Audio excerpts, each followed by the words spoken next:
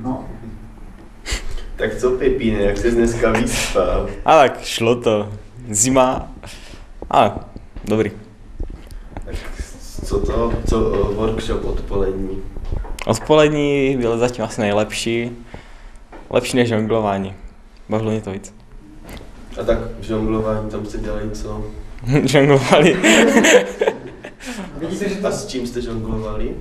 S míčkama, někteří pak zkoušeli s kuželkama, s kroužkama a tak různě. A dál jste tam dělali co?